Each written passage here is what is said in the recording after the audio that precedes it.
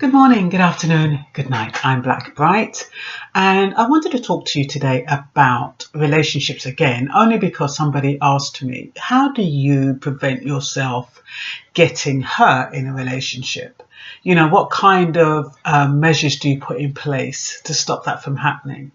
And that is a difficult one. You can minimize, of course, you can minimize the risk, of course, by doing some research and stuff like that. But it's regardless of what you do, it's very, very difficult to prevent yourself from being hurt. But what I will tell you is that wisdom and understanding is at the helm of making sure relationships go as smoothly as possible. A lot of times we enter relationships, we don't look at the red flags, do we?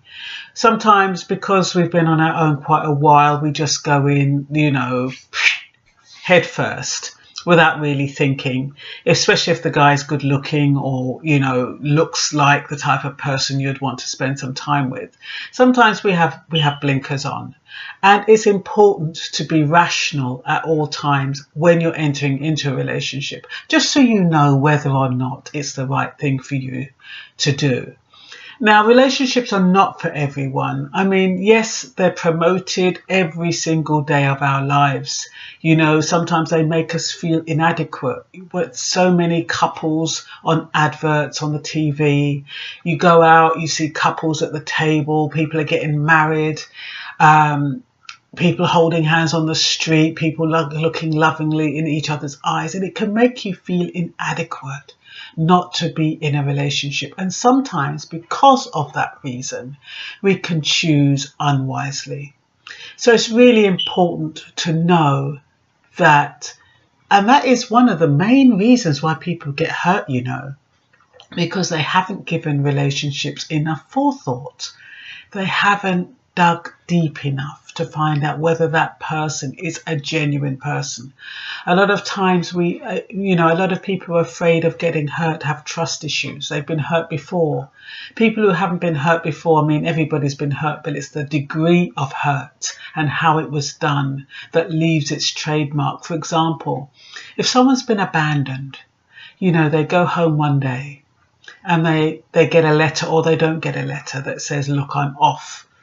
You're never going to see me again. Or something that says, sorry, it's not working. Or something that is quite unexplainable. You had a wonderful time. You were chatting, you even made love that morning. And he doesn't come home. And you never see him again. Or you might see him years after. That kind of betrayal or abandonment is really, really hard to resolve. And the longer that person was in your life and left you, that is the degree of which you will now enter a relationship with those same fears. When will he leave? Or when will she leave? When is it going to happen? So that is an extreme case of not being able to trust. Then we have the ones that, have been unfaithful, and regardless of how it happened, whether they claim it's boredom, whether they claim that they was out of the country, whatever it is, some people just cannot be faithful and they have no history of fidelity.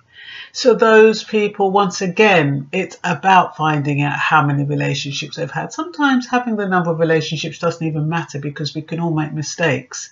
But I guess it's their reasons why the relationships break up. If it's fickle, so many guys these days are talking about women's toes, women's feet. Or women's, whether or not she's got a tattoo, or, there's such superficial things. And when you hear men talking about things like, oh, she hasn't got a manicure, oh, she doesn't look as though she's well maintained, or she hasn't had a pedicure, or her feet, she's got corns on her feet, or she's got crab toe, or whatever it is, they find an excuse. That those men are fickle. So stay away from any man that is too superficial. We all like people who are well groomed. But that shouldn't be the be all and end all. as long as you're not smelling, and as long as you know how to coordinate yourself properly, and take some time and some pride in yourself, of course, but that shouldn't be the determining factor. Sometimes you can meet somebody who's just left work or on a building site, and they might not look so great.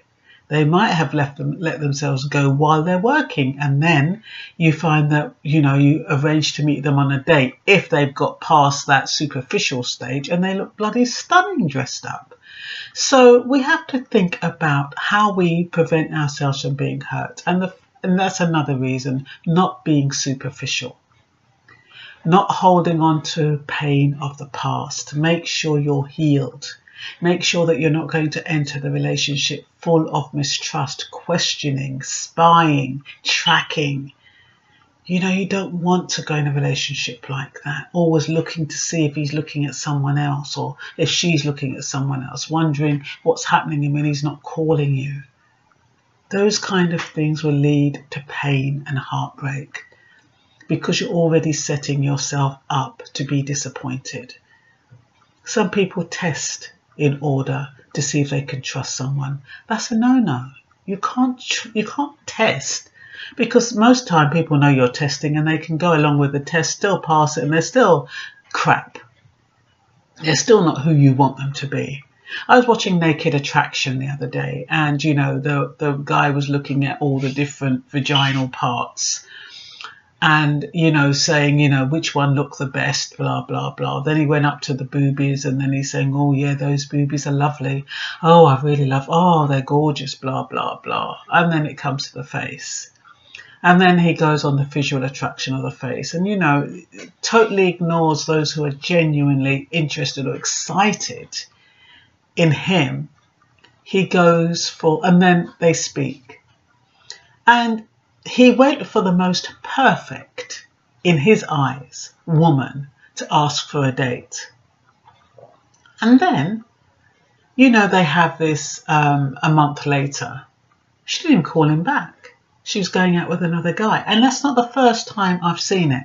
And it just happened to be two black guys choosing white women and dissing the black women. I'm not saying that the black woman would have stayed with him. I'm not saying that the black woman is great. I'm not saying that. But I'm just saying, punch it a bit above your weight, maybe.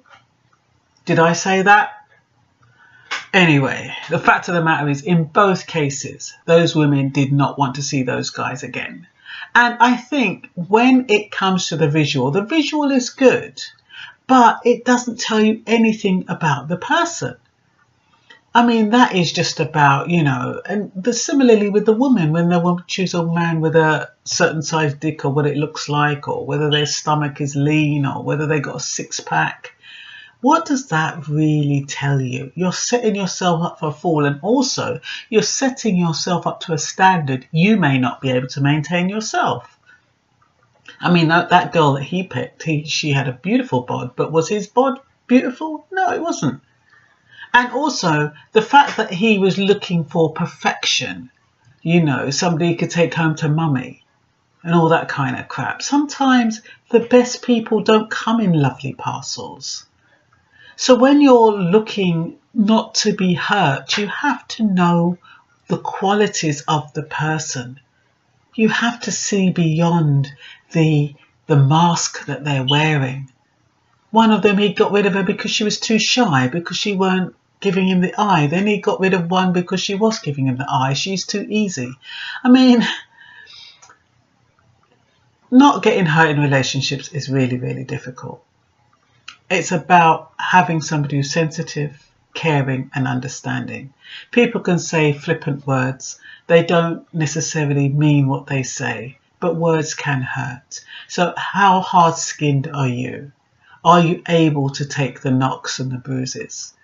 Are you fragile? If you're fragile, it's not good to go with somebody who's overly confident, because he's going to expect you to be overly confident. And if you're a bit weak in certain areas or a bit vulnerable, if he says something out of line, you're going to take that to heart. So you need to build up a bit of a crocodile skin in order not to be hurt. A lot of times, you know, being in relationships is about having a little bit of being sensible. You know, anything they say that looks too good to be true usually is. You see guys, they're in nice cars, they're dressed up. Next thing you know, they've hired the car, that the suit ain't there, it's their brother's. So you don't even know what you're dating. The only way you can know whether a person is sincere and genuine is by spending quality time talking to that person, asking them questions, getting to find out what they like from what they don't, what their relationships have been like, what the relationship is with their family. Are they speaking to their family? A lot of times they say, oh, I'm not speaking to my mum because of so-and-so. Oh, my sister doesn't talk to me because of so-and-so.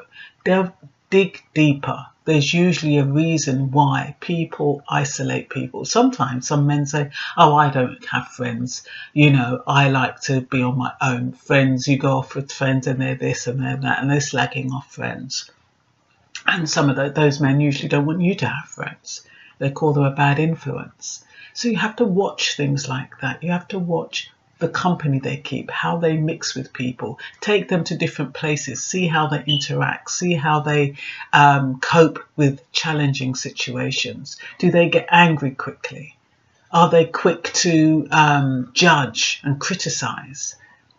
Yeah, little things like that, they will tell you a lot. I'm not saying that you dismiss them because of that, but I'm just saying they tell you a lot about the individual. So you just need to be with somebody who is like you, similarly, or alternatively, the opposite to you, so it can give you some balance.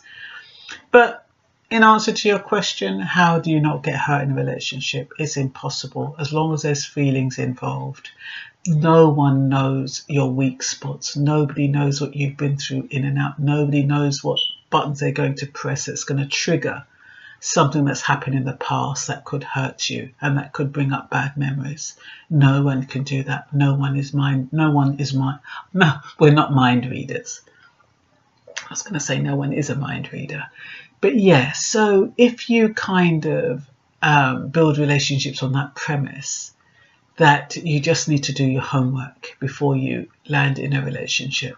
And if they haven't got the patience, that's another sign. If they want to get in too quick, you know, if they're trying to hide something. Normally when relationships want to stop too quick, they're trying to hide something and they want to rope you in before you find out what it is they're trying to hide. That is a good one. And especially if you're feeling vulnerable and you want attention and you want love, men hone in on that. Men hone in on women who they start giving compliments and the woman starts saying, oh, really? Oh, thank you.